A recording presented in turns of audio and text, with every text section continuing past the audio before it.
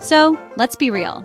Every single week, this was the scene at my house, a mountain of brown cardboard, overflowing the recycling bin from an endless parade of packages. At the same time, my garden soil was, let's just say, less than impressive. It was heavy, lifeless clay that plants seemed to merely survive in, not thrive in.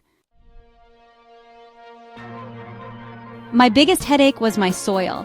I had that classic compacted clay that's like a brick when it's dry and a sticky, goopy mess when it's wet. Trying to dig a hole felt like I was excavating a sidewalk.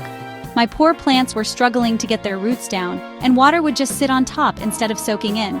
I knew the fix was more organic matter, but buying bag after bag of compost gets expensive, really fast. And my own compost pile was this slow, frustrating project that never gave me enough. Meanwhile, the cardboard invasion was relentless. Every single delivery just added to the stack.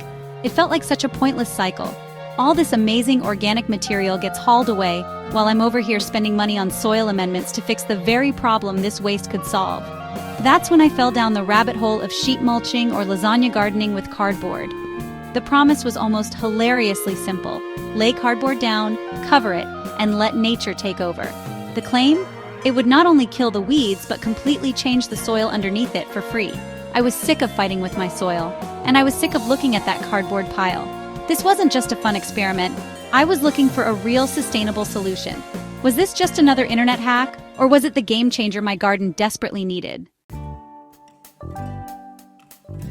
Alright, here's the play-by-play of what I did. First, and this part's important, I prepped the cardboard. You want the plain brown corrugated stuff, the kind most shipping boxes are made from. I made sure to avoid anything with a glossy or waxy coating, because that stuff doesn't break down right and can have plastics in it. The most annoying part? Peeling off all the plastic tape and shipping labels. You definitely don't want bits of plastic in your garden. I just tore the cardboard into manageable pieces by hand, which increases the surface area and helps it break down faster. The science here is actually pretty cool, and it's all about the carbon to nitrogen ratio, the CN ratio. Think of it as a balanced diet for all the tiny microbes in your soil. Those little guys need carbon for energy, their carbs, and nitrogen to build their bodies, their protein. The magic number for fast composting is around 30 parts carbon to 1 part nitrogen.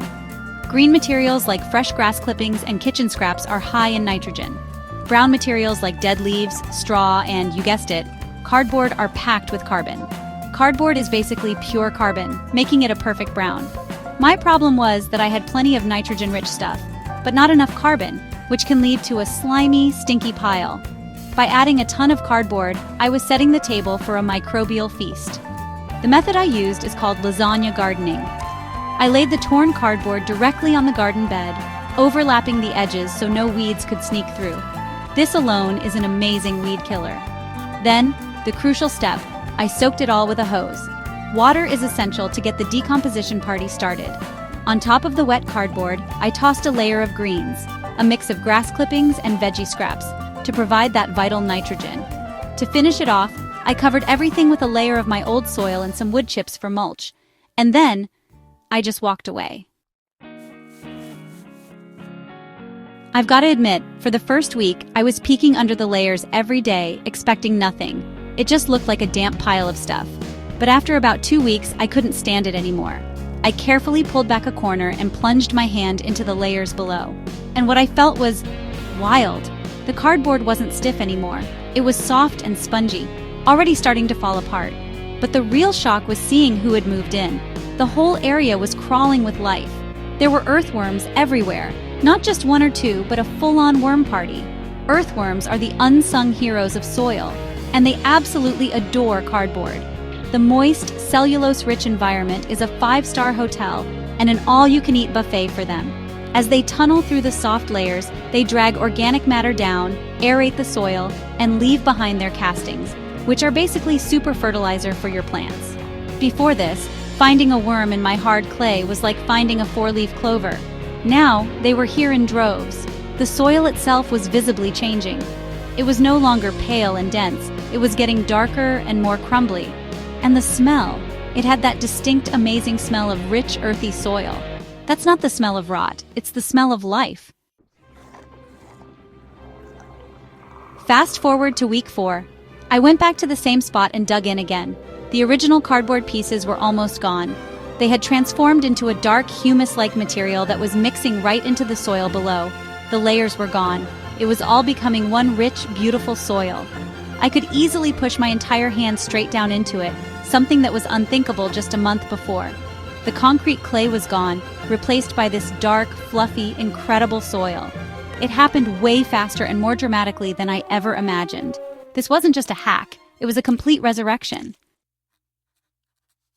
The shock of seeing that gorgeous dark soil was amazing, but as the weeks passed, I noticed other benefits that were just as impressive. First, the weeds were completely gone. The cardboard layer smothered them out of existence. It worked better than any landscape fabric I've ever bought, because instead of just sitting there, it was actively improving my soil at the same time. The time I saved from not having to weed was worth it alone. The second huge win was water retention. My old clay couldn't soak up water to save its life, but this new spongy soil acted like a reservoir. All that decomposed cardboard created humus, which is brilliant at holding moisture and releasing it slowly to plant roots. I was watering way less often, even when it got hot. In a world where we all need to conserve water, this is a massive plus. Finally, there's the environmental piece of it, which is what got me started in the first place. Every box I put in my garden was a box that didn't end up in a landfill. When organic stuff like cardboard breaks down in a landfill without oxygen, it releases methane, a really potent greenhouse gas. By composting it in my garden, I was not only preventing those emissions, but actually closing the loop. I was turning my household waste into a resource that was feeding the food I grow. It's a simple act, but it feels fundamentally right. This experiment didn't just give me better soil, it gave me a more sustainable, resilient, and ridiculously low-maintenance garden. If you found this little journey as cool as I did, and you want to see more simple, powerful ways to transform your garden, you know what to do. Hit that subscribe button and ring the bell so you don't miss what I'm up to next. Also, I really want to hear from you in the comments. Have you ever tried composting with cardboard? What happened? What are the biggest soil or composting headaches you're dealing with? Let's share what we know and get better at this together. So, the verdict is in composting cardboard right in the garden isn't just some weird internet rumor. It's one of the single most effective, cheap, and game-changing techniques I've ever tried. It proves you don't need a bunch of expensive products or complicated gear to build an amazing garden. The secret weapon might just be hiding in your recycling bin right now. It solves so many problems at once. It gets rid of waste, it wipes out weeds, it saves water, and it builds incredible living soil. It turns a chore, breaking down boxes, into a direct investment in your garden's future. If you've got bad soil, a pile of cardboard, and just a little patience, I seriously cannot encourage you enough to give this a try. Lay down that cardboard, add your greens, give it a good soak, and just let nature do its magic. You're not just making a garden bed, you're building a whole ecosystem from the ground up.